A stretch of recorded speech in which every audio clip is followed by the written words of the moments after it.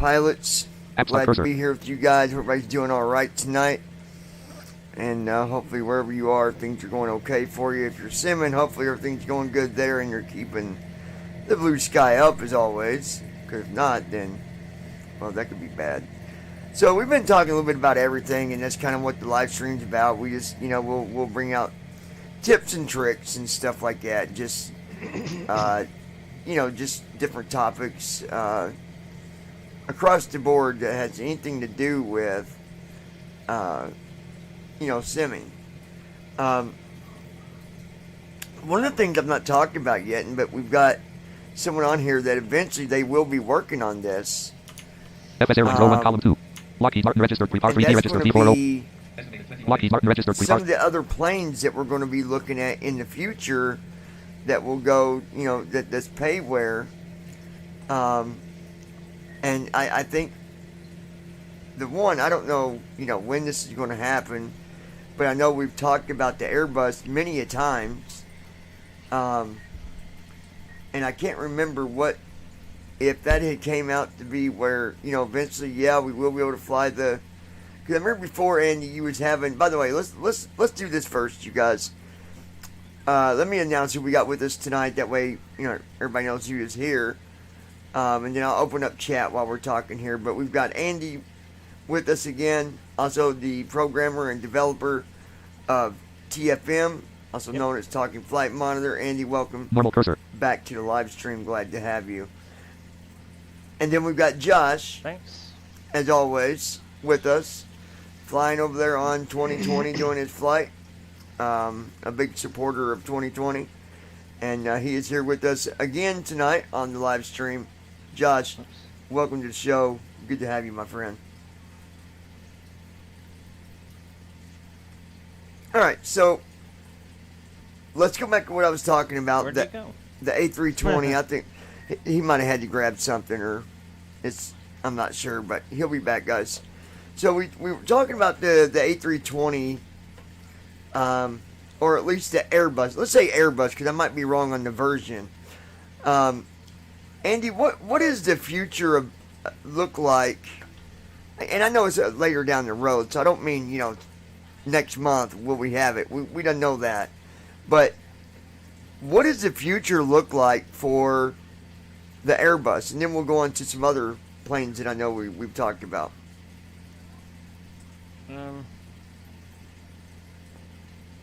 So, future of Airbus. So it's Aerosoft Airbus that we would be working on. And at this point it looks to achieve the same or better results with it than PMDG. Only for the fact that it offers more in its SDK. We just have to figure out how to use it. Give us an example of offers more. What do you mean by offers more?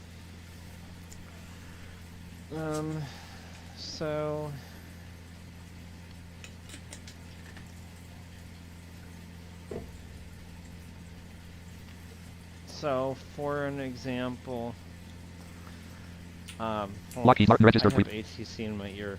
Repeat the question. What is the example of there's more that it offers than what PMDG offers? Yeah.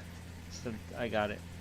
So, what it offers more than what PMDG does is the fact that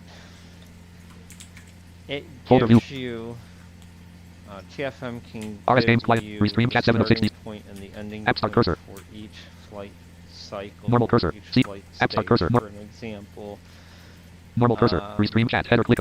You may have type a message headed blank. a flag FS Airlines row 1 column 1. that will say FS Airlines ready for pre-flight checklist. So TFM could say ready for pre-flight checklist. You do your checklist, then Lockheed Martin ops 27.2 ops then FS Air Lockheed Martin registered pre-par 3D Lockheed Martin are complete. Pre-flight is done, ready for before start. Oh. It goes Tyler on Chambliss.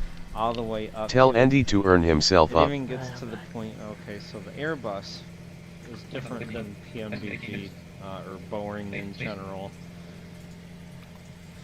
Yeah. Because Ops 20 FS Airlines Act RTE Leg Form 1 row 1 column star Untitled notes. The handout team talk 5 click 16 star Untitled Lockheed Martin FS Airlines as Act RTE Leg Form 1 row 1 column star Untitled note. The handout team talk 5 classic D 5. So Master volume slider 40 45 50 55 60 65 70 method of staging, flight staging. 55 50 TFM can say microphone gate voice activation level slider 0. ready for climb Tab control chat tab thrust. selected.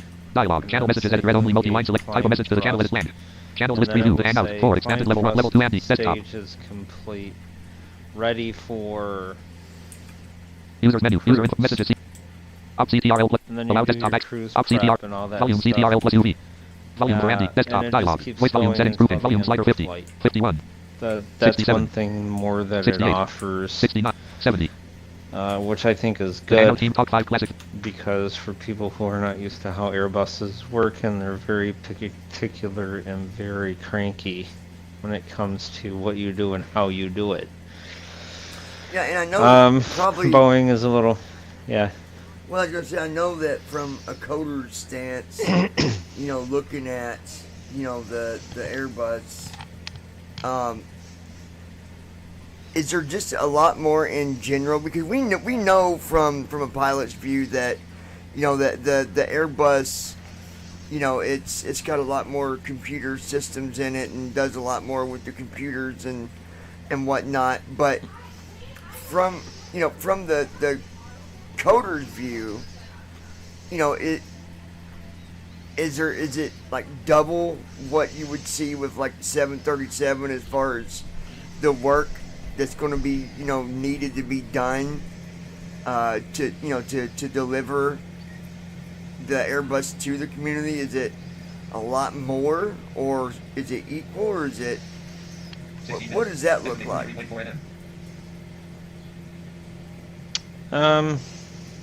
So I would have to say that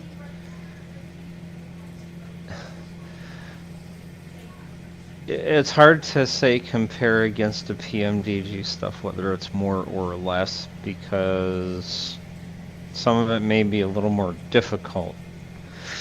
I can tell you that based on just like we only have functions of numbers Airbus alone, it's probably going to be more. Well, Yeah. it's going to be time consuming because part of it's because we only have numbers to work from. Now, the last that But, we talked, there was information that you were still trying to get the Airbus to release. Is that still a problem, or have we found a workaround on the things that you couldn't get Airbus to deliver to you? So we were trying to get the FMC text out of Airbus, but Airbus is either refusing to give it or they're cryptic on whether they want to include it in the future. But there is a workaround. We plan on using Windows OCR feature to get the FMC text. That is doable because they do produce an image in the file system that we can grab.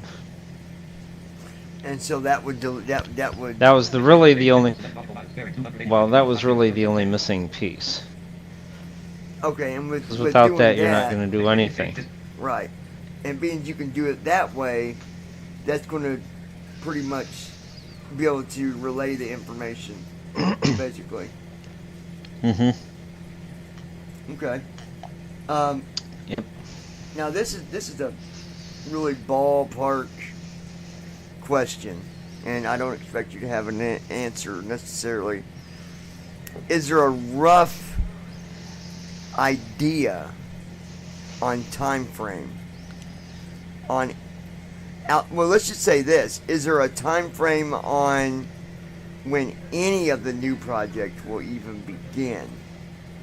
Is there even a rough figure, like a year, 2 years? I can't say for the Airbus, the Aerosoft Airbus stuff. I cannot say when it will or when it won't start. What I can say, though, is the 330, Airbus 330, we'll be able to get support for Airbus 330 too. That one won't take very long because there's only a few things that are different from it and the rest of them. So 18 through 30 are the same in fundamental value in its core, other than a couple of things. The Hangout team talk file. Lockheed Martin registered. So, Prepar 3D registered. 330 will probably come fast. Lockheed Martin registered. Okay. Once we get the others figured out. Guys, I'm gonna Lockheed Martin registered. Prepar 3D registered. V4. check something here real quick. Distance to destination 667/0:11927. I'll leave that there. All right. So, you know, I think it's either way. We know that, you know, at some point or another we'll be able to look at some new stuff, new airplanes.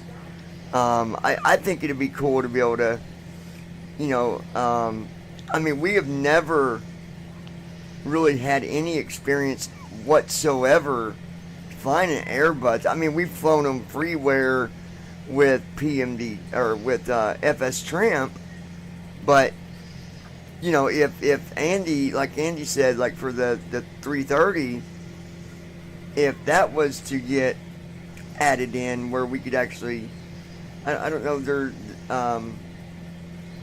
what, you know, what all you're going to be able to do there. I know there's a CDU, but will we actually have a CDU on that, or is it just going to be other stuff that you plan on doing with that one?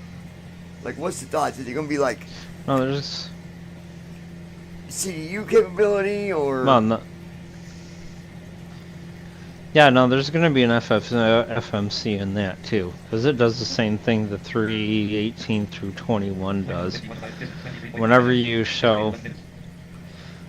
it displays an FMC screen, it drops an image in the file system in Windows, so we can just grab it and go. Okay, so let me ask you this. Looking at the PMDG, like the 737, well, any of them CDU for that, 737 up to the 777, they all look pretty similar as far as the layout, kind of menu, you know. On the Airbus, have you ever had a chance, did anybody ever kind of gave you a visual on what the front panel looks like for that? Like, does it have, you know, left soft 1 through left soft 6, right soft 1 to right soft 6, or is it bigger, smaller, similar? The Airbus has, in some cases, it has the ability to hold up to left soft 1 through 8 and right soft 1 through 8. Shut the front door. Wow. And the EFB has the ability to hold left 1 through 12 and right 1 through 12. In certain instances, let's say the main screens like Perfit and routing and all that stuff, they're not always used. Typically left 1 through 6 and right 1 through 6 are used. But there may be certain instances where you might use 7 and 8. But yeah, it's a little bit larger. So, from a programmer's perspective, if it was done, are we looking at something that's going to take even longer to go through and set up a flight in? Is it going to be harder? Or what is the comparison there? Well, it'll be a little bit easier because in the Airbus you don't have the ability to manually enter in your own route. You load it from a flight plan and there you go. Now you can change it once it's loaded, but a lot of things are pretty similar. So for basically, once it's loaded takeoff. in, will we still be going in to set speeds and all that, or does it? No, you'll be setting the FMC speed. Well, You'll be setting the autopilot speed, the altitude, you'll be setting cruise altitude. There's some sections where it actually has you set climb thrust speeds. Wow. And things like that, and it always recommends them to you based on what you put into the FMC. But if you have to override climb thrust speed, then go ahead. Well, it makes me think that, you know, I'm sorry. No, there is on descent, there is no managing your speed. Really? You just don't. Yeah, in Airbus. You don't. No, so not in an Airbus. The Airbus does it for you, pretty much.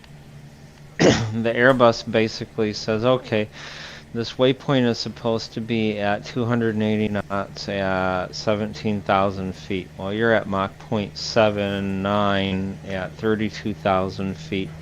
It's going to do everything within its physical power without hurting anybody to get down to that waypoint.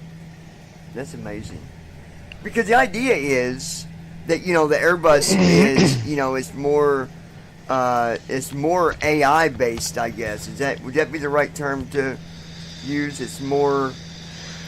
No, more well, automated. I wouldn't say it's more AI. I would say it's more automated. More automated, yeah. That's a better way to say it. More automated. Now I know in the real world, and this is interesting, guys. But I know this much is true about it. In the real world, if you're flying and me and Andy are in the front, and he's a pilot and I'm the co-pilot, and for any reason, if he said, I'm going to manual, guess what? We're not going to manual that quick. Matter of fact, from the manuals that I have read and other stuff, it can take anywhere from 5 to 10 minutes to even get it to go to manual. Because you got to go through steps to tell you're pretty much telling the system that, look, we want to go to manual. You have to go through checks and checklists and cross-checks and reference points, and then once both people approve, then you can shut the autopilot off. Yeah, but it can take up to anywhere, like I said, 5, 10, sometimes even 15 minutes to go to manual. So if you're going to manual, let's hope that you're not going to manual for an emergency, because that's where you're going to, you know, not a good time to decide you want to do manual. It's interesting because I got a friend that, you know, well, you guys know that. I got a friend that flies, and he's not a fan of the Airbus as much as he is, you know, he's getting ready to start flying the Queen of the Sky, as a matter of fact. But the one thing that, you know, that he said to me was that usually if you ever saw someone going to manual on the Airbus, it was because they just wanted to fly manual. It wasn't because they had to necessarily. It was because they wanted to fly manual, or they wanted to make some changes manually, but not because of like emergency. I guess, and there's a lot to it. If there's an emergency, I'm sure there's a lot of different things you got to learn. I don't know. To me, if I'm on a flight and the automated system is doing well, I'm just gonna let it, you know, do its thing. Like I'm just that type of person. The computer probably can calculate better than I can.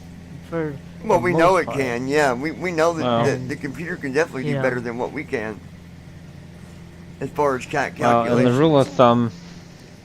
And I kind of wish that the Boeing, like VNav and LNav would simulate that, because I'm pretty sure the Boeings and stuff simulate about as much as the Airbus does automated wise, but it doesn't do that well. No. Boeing is not as automated. Give him an example on that, Andy, because I've had someone say the same thing to me, and I've had to go through the process of telling them what is a good example, because I had a hard time explaining that. So, I mean, in recent years, Airbuses kind of they're not letting, because of safety concerns, they're not letting off of their automated stuff, but they are making things easier to override. But as an example where Airbus is more automated, PMDG has a target, so we'll choose descent as our example. So PMDG has a thing in its descent page of the FMC called target descent speed. And what that is it's the average descent speed that the plane can go, meeting all of the restrictions to the waypoints without getting into trouble. It will not, no matter what, it will not manage its own speed. It will stay at that target. If you have a waypoint, so if your target speed is 314, you have some waypoints that are 314 and some that are 280. It's going to whip past those at 280 restrictions at 314 knots and not think twice about it, because 314 is the maximum speed you can go without breaking speed restrictions. Airbus, on the other hand, will consider each waypoint and each waypoint speed, and it will fly them according to their speed restrictions. So if you have one that says, okay, well, I need 314 knots, it'll say, okay, I got 314 knots for you. If the next one says, I need you at 260, one of two things will do. It will do one of two things. It'll either comply with the requirement by itself, or it will pop a message up on the FMC's scratch pad that says unable to comply. Yeah, I and know point that, out the waypoint that it's not able to comply with. I know that George was talking to me about, you know, if you know, let's say that, again, we use, you know, me and Andy and Josh, we're all going on a flight from, let's say, Detroit to Miami. And let's say that, you know, last time we did a flight, you know, we came in to Miami and you know, our descent going to Waymo, let's say the waypoint Waymo, you know, the speed was, let's say, you know, 318 knots, or just as an example. And the Airbus did that, and it was fine. It did it or whatever, but it was something that the pilot nor the co-pilot was happy with. We didn't like it. We just wasn't comfortable with that speed.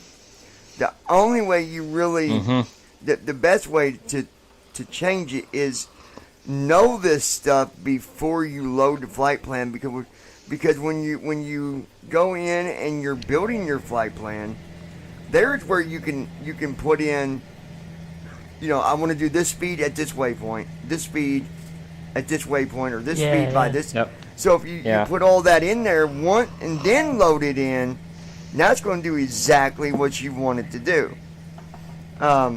See, that was the way thing. George explained it to me. Here's the thing about automation. That's pretty much what I do in the Boeings. Yeah, with the Airbus compared to Boeing. So let's say Airbus has the same type of legs page that Boeing has, so they're not really any difference. So let's say you're on your descent. You don't like the high-speed steep descent, typically called slam dunk descents. Well, you don't like this high-speed, high descent path that you're taking. You want to have the steeper, but you want to feel like you have control, so you're going to slow the plane down as it's doing its heavy descent. Okay, no big deal. You do that in Boeing. No big deal. It will recalculate your altitudes at your waypoints and all that kind of stuff. But guess what? It will not comply. That's your job. Uh, Autopilot will guide the plane. It will keep you on the descent path and the flight path. It will not comply with the speeds. That's your problem as a pilot. Airbus, on the other hand, you go do that with all of your descent path. It will recalculate everything, and it will put up a little thing in the scratch pad that says if there's any errors. Yeah, it'll say cannot comply, or something doesn't make any sense. But if everything turns out, it will do it for you. All you do is put your feet up on the dashboard and wait. Yeah. In a sense. I mean, a little more serious than that, but yeah. But the idea you is get if, the if idea. you're doing a flight in an Airbus, if you don't like the way it's doing something, do that flight, and then maybe next time, you can go ahead and, on your next flight plan that you put together, change it to your likings. I mean, to me, that's kind of how I do it with the PMDG, right? I know the PMDG is nowhere near as automated as what the Airbus is. It's like 737 or whatever. So I try to match my likings as I'm building the flight plan. SP3DV4 new weather updated.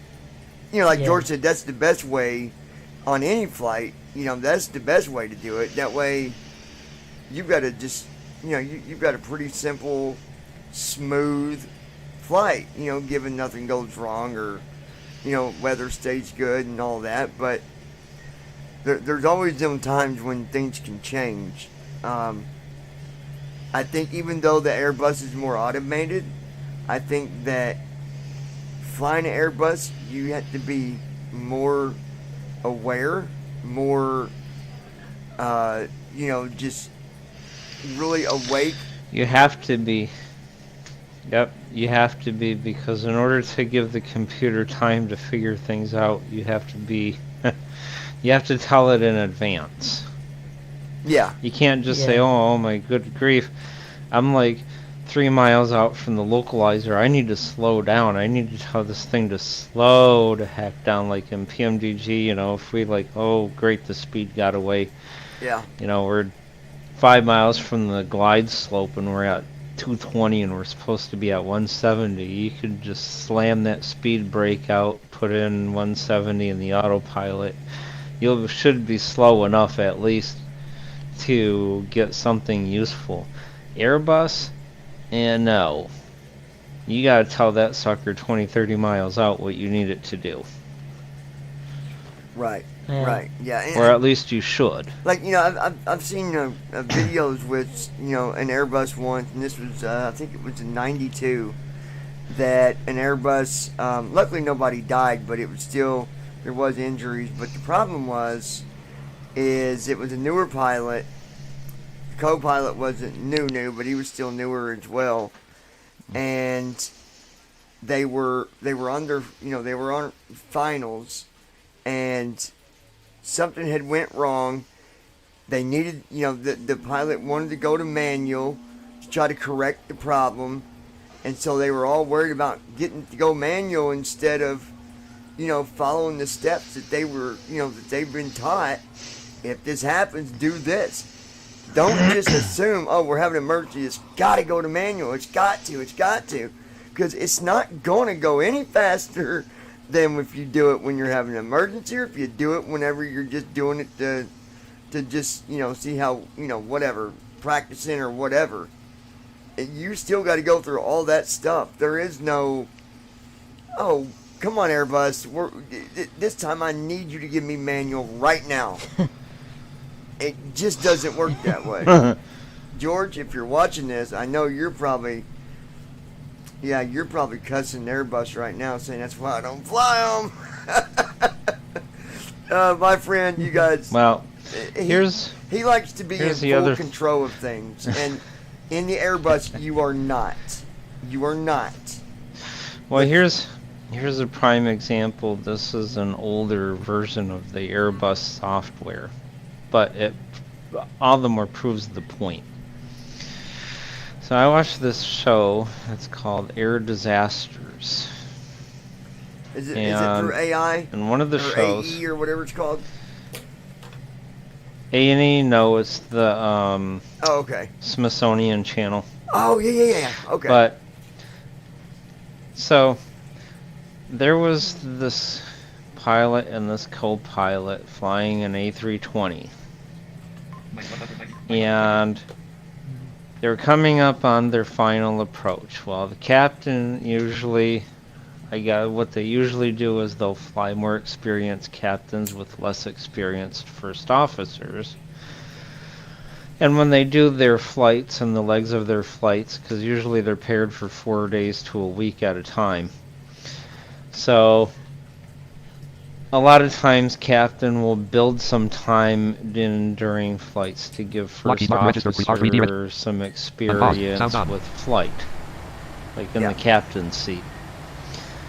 And it's required by industry generally that they switch on and off on occasion anyway.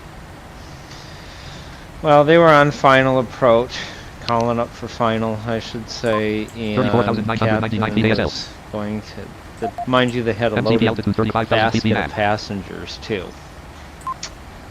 0 feet per minute. Captain's talking to the first officer. He turns off autopilot. 3 feet per minute. He says, "Alright, manually take her in."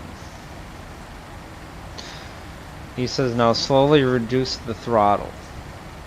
So this is what happens. The first officer gently pulls back on the throttle. You hear the engine start to settle down, you know, like that type of sound when you're coming up on final. Oh yeah, or on, like when you first do your descent, you can hear it. Yeah. Yeah, but they were like at 6,000 feet. Okay, they were so on the really, localizer. yeah. Okay, gotcha.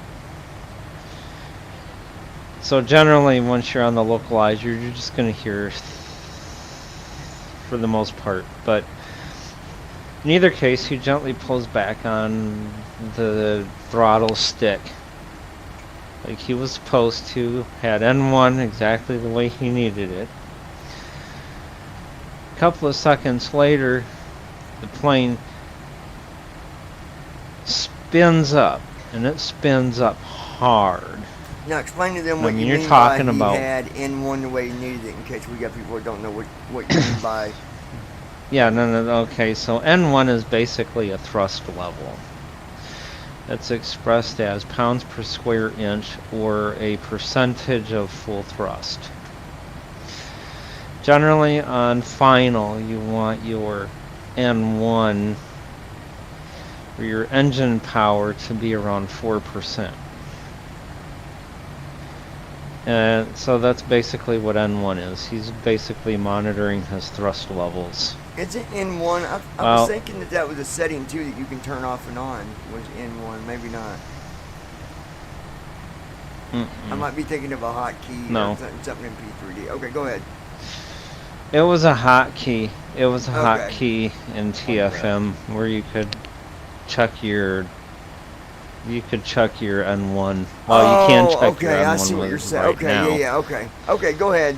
So it's going out of control here. But it's kind of going nuts. So he goes and he pulls back on the throttles. You hear it slow down. Everything's good. A couple of seconds later, engines just bam, power up. Nose pitches up like almost, I think they said like 50-degree angle. Oh my gosh. And they're going from 220 knots down to 130. I mean, just split bam. Right there, right there. Yet the nose is going up. Yeah. The nose is up, straight up in the air almost. Going down, and the nose is going... No. So, the way it went, he pulled back on the throttle. Power started to decrease. A couple of seconds later, the power increased. Okay. If that makes sense. Okay, so when the power increased after he pulled the throttle back, The nose pitched up to a 45-degree angle, and they went from 220 to 130, bam, right there. Wow. They're pitched up like a rocket ship headed to the moon. Yeah. With no power On hardly. final. Yep. And the engines screaming bloody murder. With no power. Oh my God. They're ready to go to the moon. They're ready to hit that rocket ship to the moon. And on final, it's visually it's visible from the ground. You guys imagine what people on the When ground they're were doing- thinking? What is that? When they're plane doing this. Now, here's inside the cockpit. First officer and captain are both freaking out. They're pushing down on their columns, like pushing it forward. I mean, the first officer is literally standing on his captain's seat, and he's literally kicking it, trying to make it go That's bad. Why would you? forward. Folks, don't treat it like a video He's game. literally kicking it, trying to make it go forward. And it won't. It just won't go. Well, the final result is they all crashed, they all died. I would think, yeah. And when they now, they replayed the video. This is how bad this used to be. They replayed the video when the first officer nicely pulled back on the stick. The throttle stick. They enlarged the video. And they said, look what his finger does when he pulls the throttle back. And look what he does not realize he just did. What do you think he did? George, if you're watching, you'll probably know the nice green button on the throttle.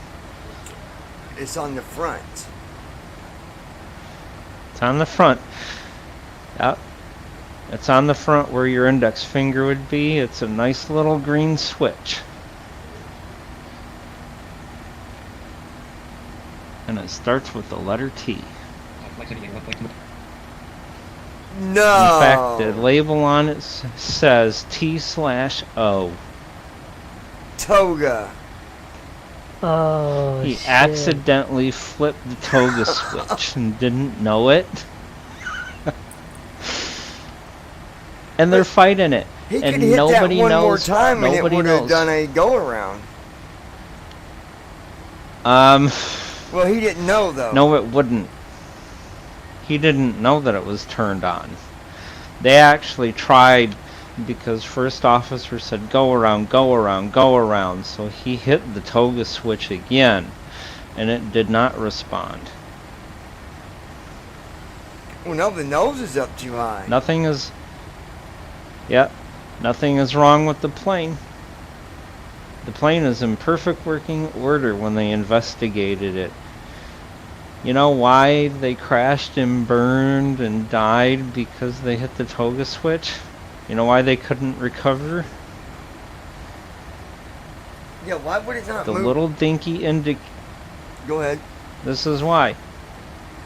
The little dinky indicator on the FMC panel was not easy to see or find.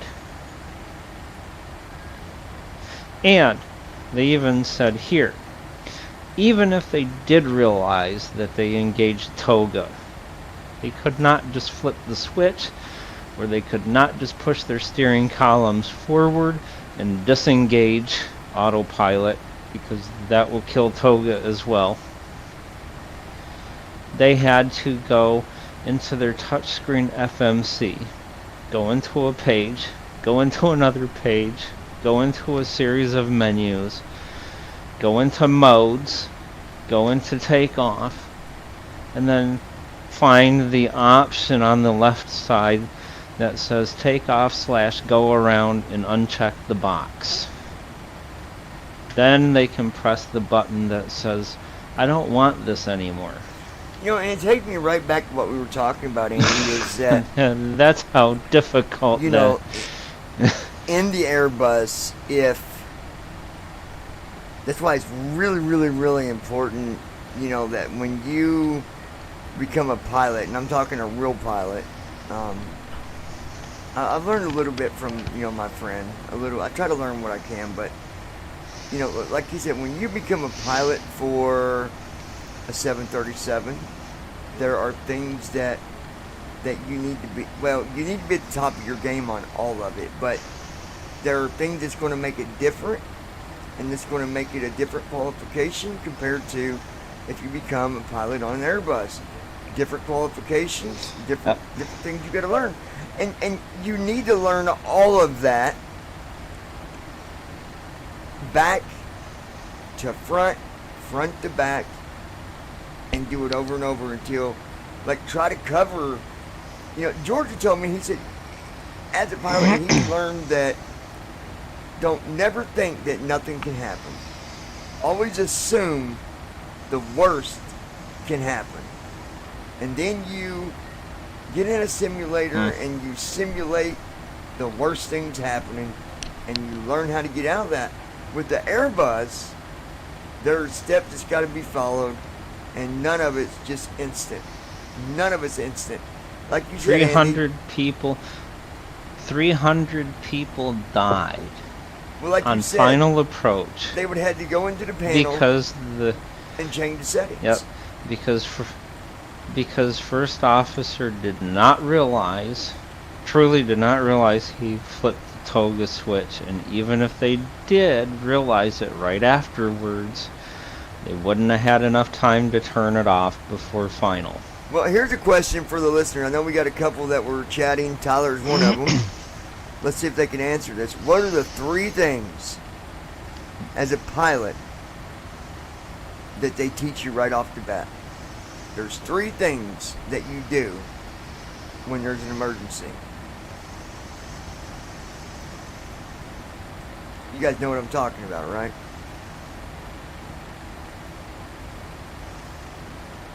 What did they tell a pilot? I don't remember. Well, what did they tell you? I know what you're talking about. I don't remember them all. Assess. SP3DV4 new weather updated. Decoded textual weather for CWIM wind. 111 knots visibility. 10 plus SM. 99 plus M. Clouds. Overcast at 823 feet temperature. 2.2 C. Dew point. Minus 9.8 C precipitation. Light rain of timber. 1021 MD. 30.14 inches. Control the situation, and then you contact ATC. That's the general thumb rule. I forget what the saying is, but it's, assess something else and then contact ATC. Well, yeah, it's and even recently they're trying to change that to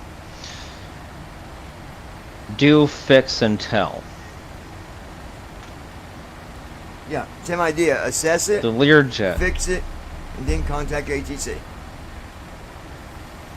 Well, and they're still trying to change that, if they hadn't already, to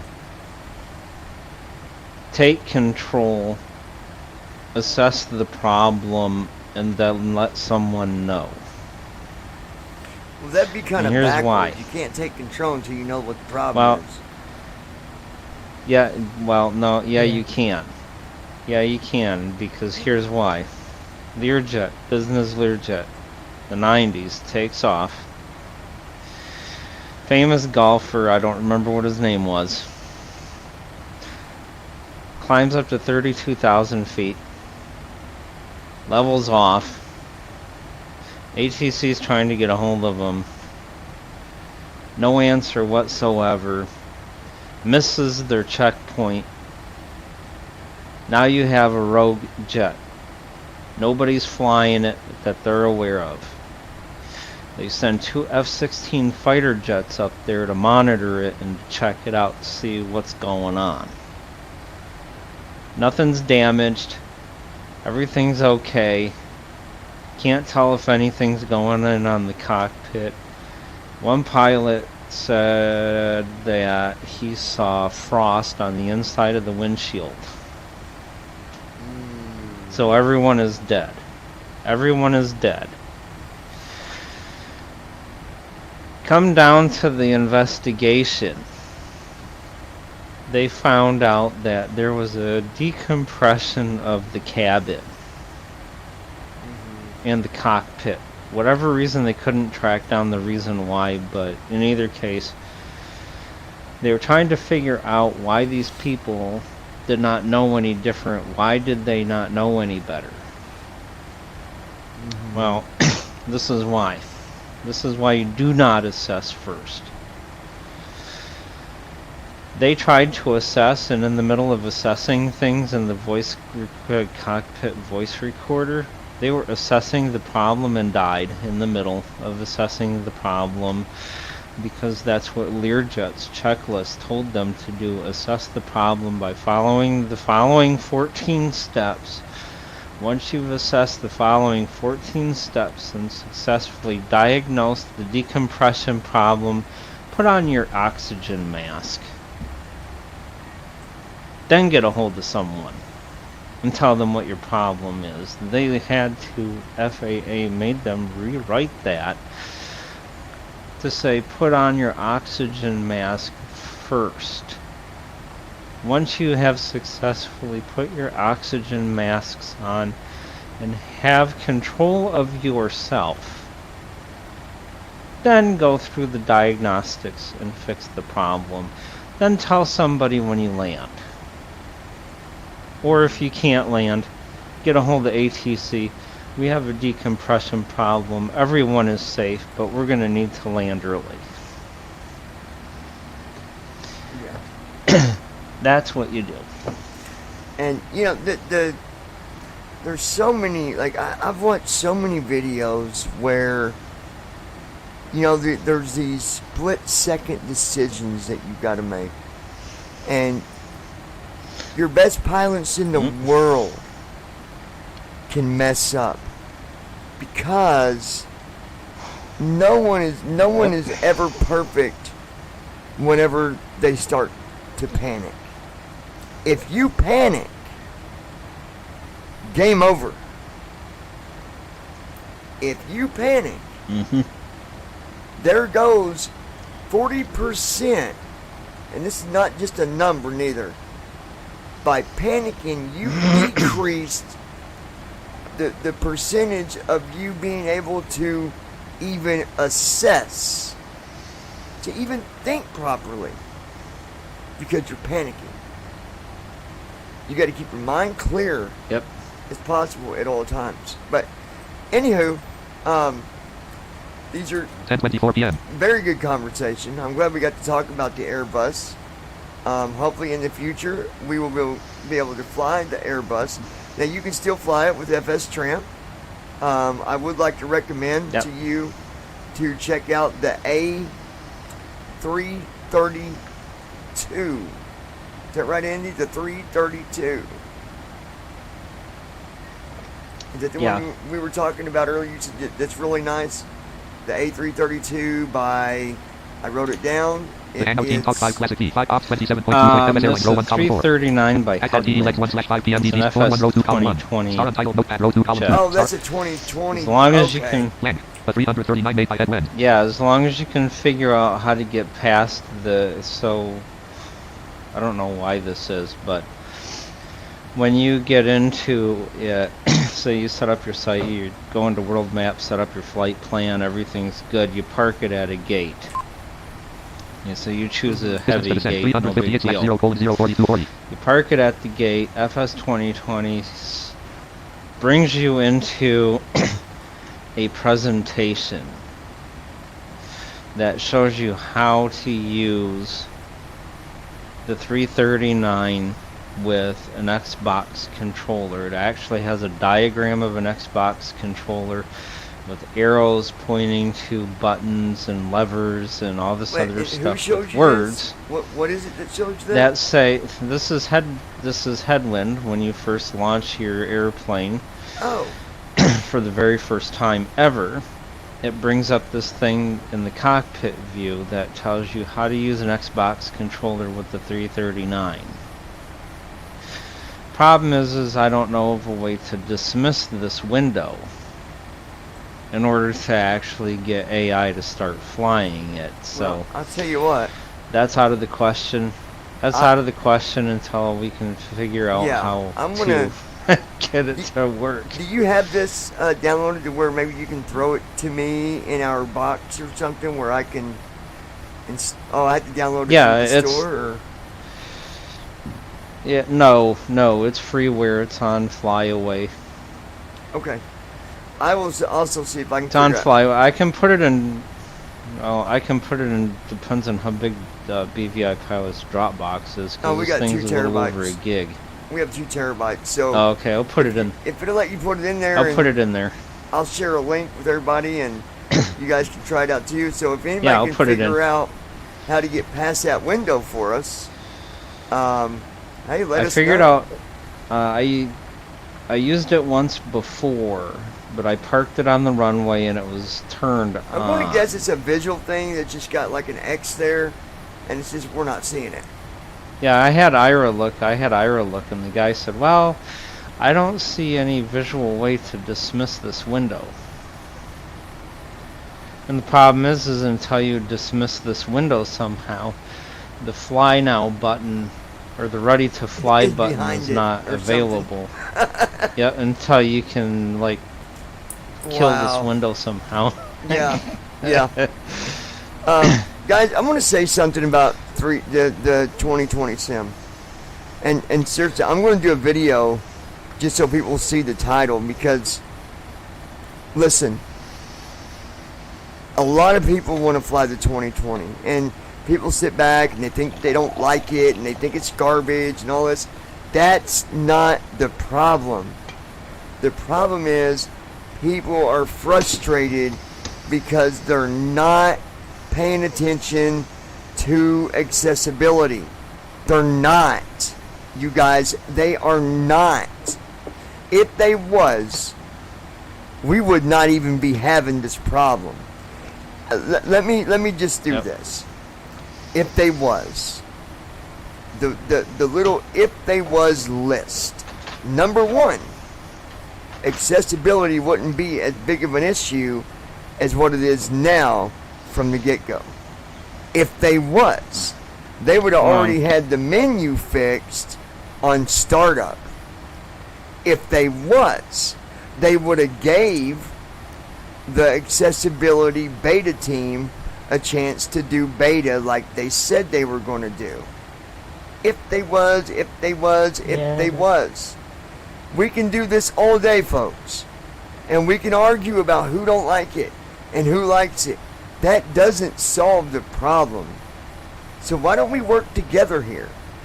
Why don't we work together and try to get their attention? Even if you're not someone that needs accessibility, but you like what we're doing, help us. Help us get their attention. You know, it wouldn't be so bad. But I think ultimately, I feel like we're not being heard the way that we should be.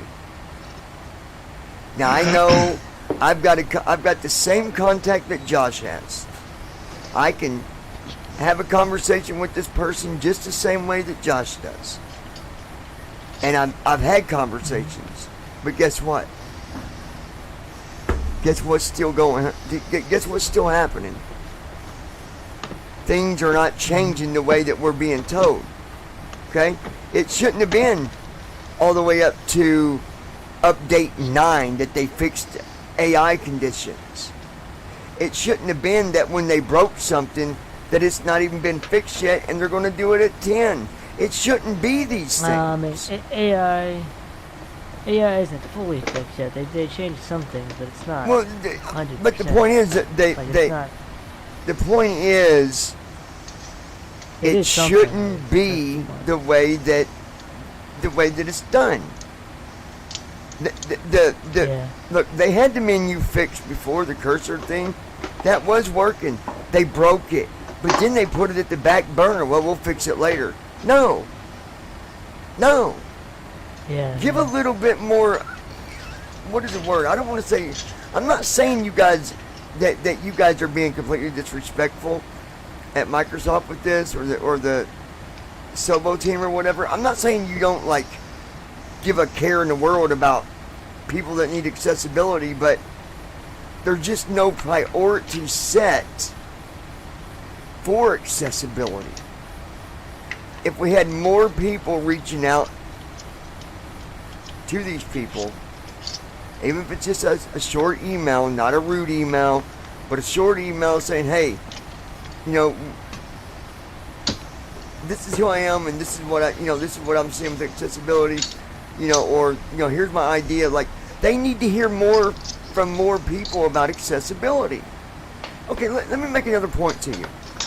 Do you guys think for 1 second that when Andy first started here at the BVI community, do you think for 1 second that TFM would have ever got, like where it is right now, do you think it would be there now if nobody would have ever showed, you know, respect and motivation to the developer? No.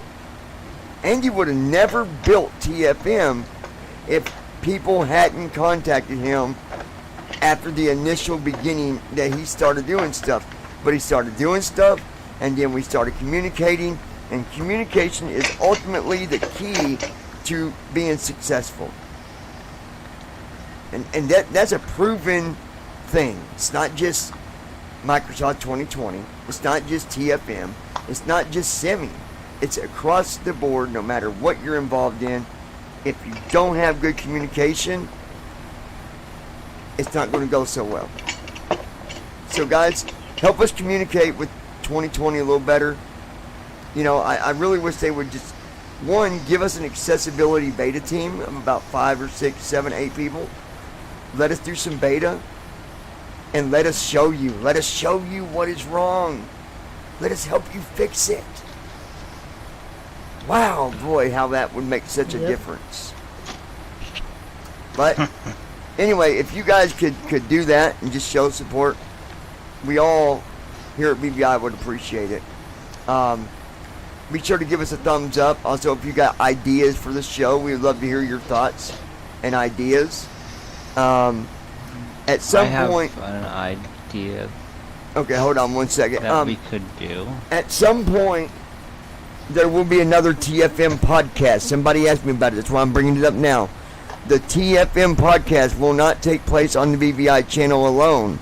It will take place on the podcast platform. However, it will be pushed out to all the other, all the other things. Facebook, Twitter, YouTube, all that stuff. So look up BVI Pilots podcast. Follow us on iTunes, or we're even through Google.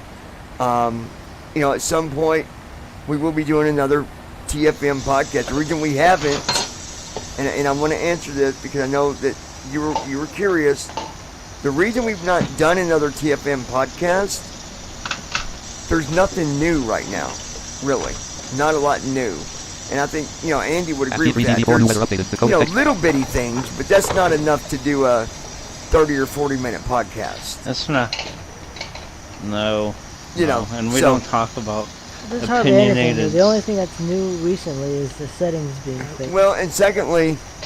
Oh, yeah. And on here we don't talk about, or on the podcast we don't talk about opinion. We talk about facts. Yeah, I was just gonna say that. Yeah.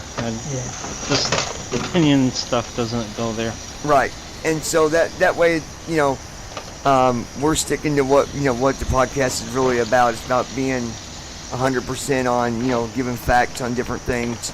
So anyway, be sure to check it out. Just keep checking in and out. Listen to the podcast because they're all good. Also, stay subscribed here to the channel, or subscribe, because we'll let you know when another one's get ready to come out. Andy, you had an idea. What is your idea?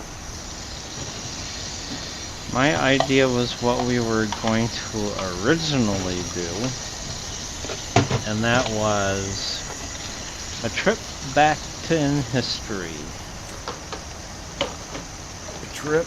Remember that from last night? a trip in history. Oh yeah, we are. I'm glad you reminded me. We are going to do that. I want this to be something. The reason that it's not happening now is because I want to schedule it. So here's what we're going to do. We're going to make it for a Saturday. It's going to be a weekend live stream. We're going to start it at 7 p.m. Okay? Not this Saturday. Give us a week, because me and Andy and some other, we got to put some clips together too, because otherwise we'd have to stop and start. And we don't want to do, we want to be organized with this, because so much has changed. Yep. It really, really has. Oh. And I know that even us sitting here right now, when we do this, we're going to realize even more than what we already realized, than what we already know. A lot's changed, but we've done something. We've done something with technology. We've done something with the future of technology for the simming world, for those that need accessibility. We have done something. We've made a movement. It will never be the same again. Never. Never. Before this existed, y'all tell me what really had that much, power behind it for accessibility in the simming community. I want you to think about that. Well, what could you do? What could you do? I was not around. I was not around before TFM. I wasn't around for It's Your Plane. What could you do? It's Your Plane, and it was Pilot and Tramp were the only two. So let's talk about that for a minute. That's it. And then I'm going to stop it because I'm going to get on the whole conversation. But there was It's Your Plane, and like Josh just said, it's not much though. We were flying free. Then we would fly in. Well, even whatever. We're flying payware now. That's where I'm going to leave it. And I want you all to think about something. As a simmer, tell me that you could have been flying the PMDG 3 years ago. And if you say you could have, show me the proof. Show me. Show Andy. Show Josh. Show us that you could be flying the PMDG 737, 747, or the 777. Show us. If you want to see where that started, how it all began, a week from now, next Saturday, 7 p.m., we're going back in the future.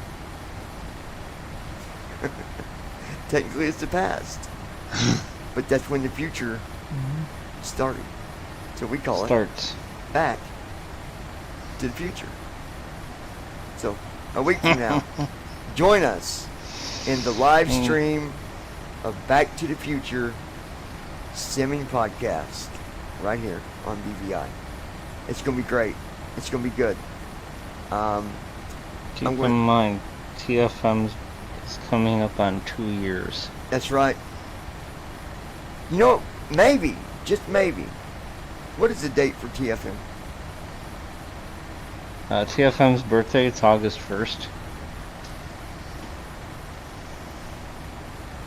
I'll tell you what we're going to do. We're going to do the thing in a week. But on TFM's anniversary, we're going to run this again and also add any updated stuff to it as well. What do you think, Andy? I think there could be no better time than to do something like that on an anniversary. Right? Back to the Future. Right. With TFM. Hey, why not? Sounds fun to me. Start Untitled Notepad. Alright, you guys. Lockheed Martin registered. We're going to call it quits on that for tonight. Paused. Sound off. I want to thank you guys for watching, listening, joining in. Be sure to tap on that subscribe button. Join us here at Bvi Pilots if you've not already joined us. And be sure to set your notifications so that you are notified each and every single time Star Untitled, the Annual Team Talk 5 Classic V, 5.6.301, Ops 27. FS Airlines, 01, FS Airlines. Video. Lockheed Martin registered. Star Untitled Notepad, the Annual Team Talk 5 Classic, Ops 27.2.4, 60 Ops. You never know what we're going to talk about. But what I can tell you, it will always be about simming. And if it's not, if it's not Andy, it might be with Josh. If it's not Josh, it might be Declan. It might be, you just never know. I would like to start getting some other developers in for some interviews. I think that would be fun. But the problem is, I've tried, you guys. I'm trying. I really am. But some people are not so nice. I'm not going to say name of developers, but I will tell you I've tried to contact one. Not a very nice reply that I got. Not nice. Be nice to people.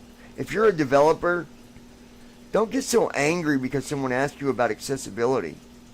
Just because you're not doing it. Because you know what? If you started doing it, you would also be making a movement. Just like TFM is. Think about that. There is a community of people that need accessibility, and you might not make $1 million off of it, but it will change your profits. They'll still go up, especially if it's good enough. Wouldn't you guys say that's a fair way to say that? I mean, I think so.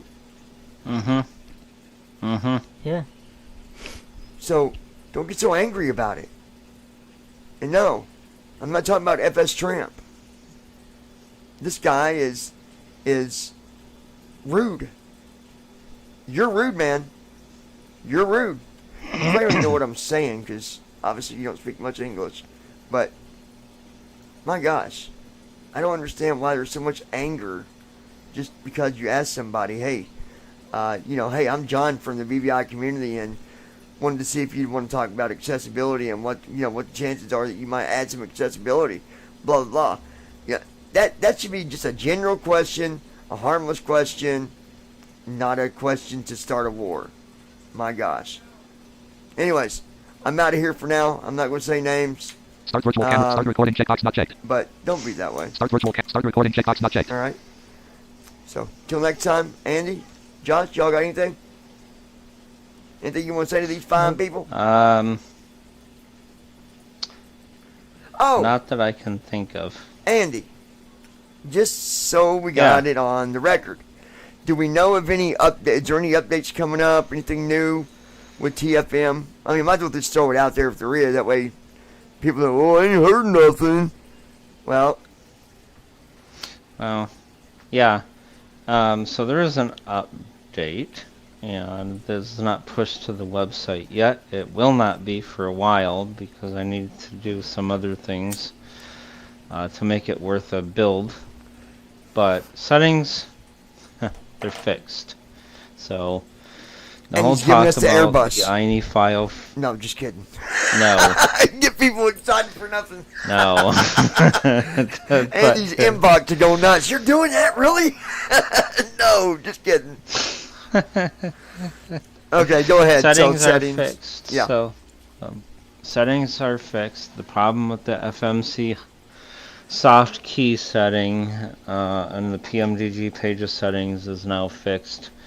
When the push and the build comes out for public download, it was human error and misunderstanding between human and source code. We'll put it that way. Okay. There's a misunderstanding between us and our developer tools. Gotcha. So now that means when this update does come out, you guys, it'll be fixed and you won't have to worry about it no more. Okay? So there you go.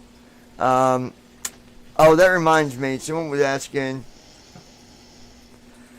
I can't remember what that's called. I've got the, you got to get a key for it. Not pay. You don't got to buy a key, but to be able to look exactly where you're flying over. It's an API key. Yeah, you need an API key. It's an API key. And you for just Bing Maps. Just go to Google and type in Google, create API key, and Bing no. You type into Google, get Bing Maps API key.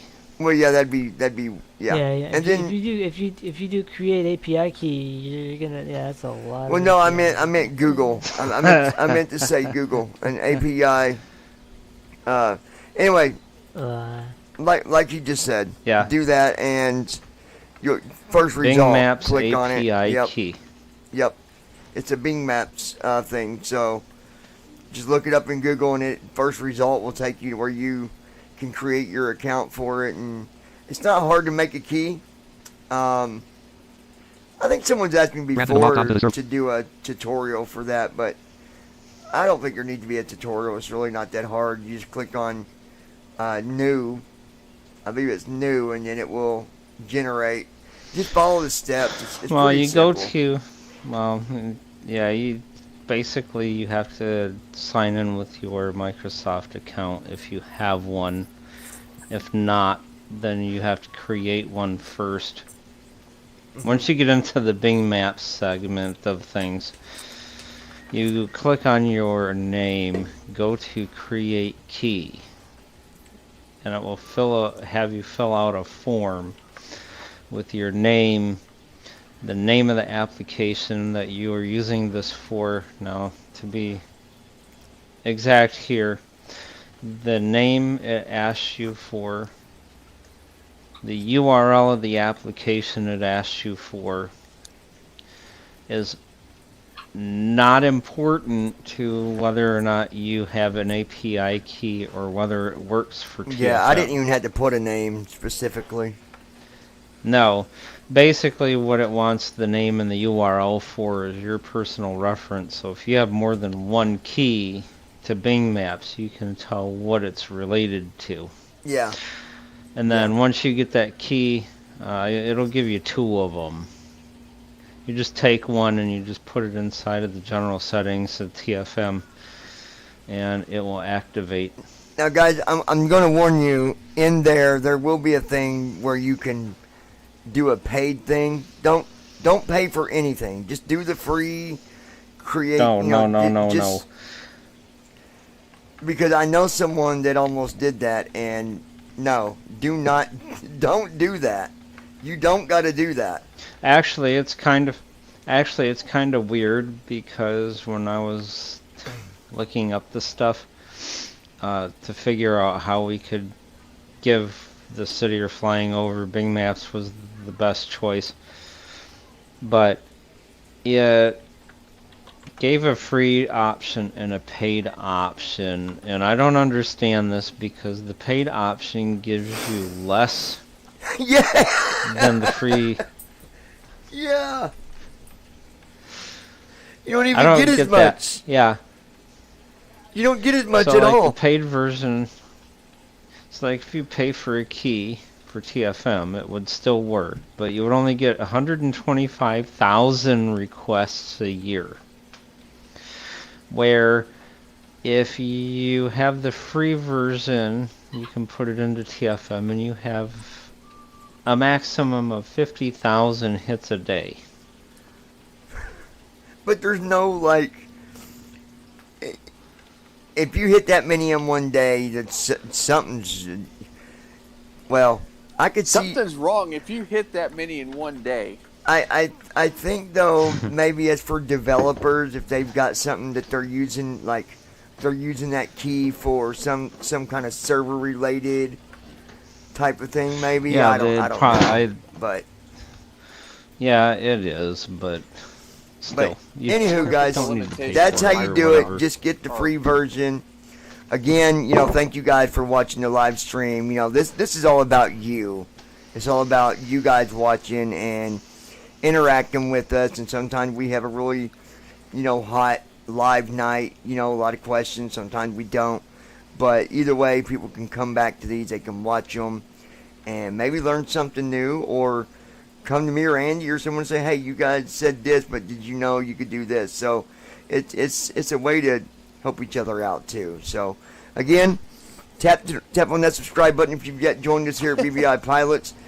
And also don't forget to set your notifications to always, so you're notified each and every time that we publish a new video here at Bvi Pilots. Until next time, I want to thank Andy for coming on here, being awesome as always, and Josh coming on here and being rude, disrespectful, and ugly like always. And yeah, that's Josh. And Jeez, Brandon Josh. coming on here just because he's trying to find a free date and he can't find it on his own. So No, I'm not trying to find a free no, I'm date, just kidding. for the And I'm just record. joking with you too, Josh. You guys know I'm just joking with them. I'm a joker, y'all. I'm a joker, all right. Yep. But anyways, Off 27.2.4. 60. we love you guys. Start recording. Checkbox Keep not your checked. head up. Keep on simming and having fun. Please keep the blue sky up, not down. If you're keeping it down, you might want to, get leveled out there because that means you're flying upside down, and that's bad. That's real bad. So, That is anyway, we'll talk to you guys Recording later checkbox on. not Thanks, guys. We'll talk Stop to you streaming. soon. Checkbox checked.